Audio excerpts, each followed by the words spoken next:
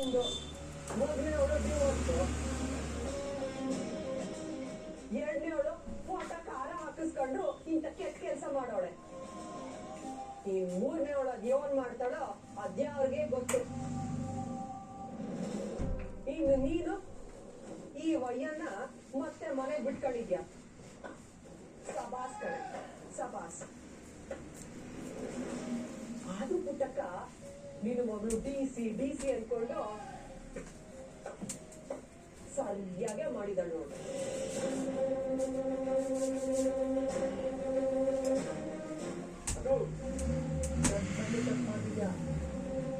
ನೀನ್ ಪಾಪಕ್ಕೆ ಗೊತ್ತಿದ್ದಾಗ ಯಾರೇ ಕೊಡ್ತೀರ.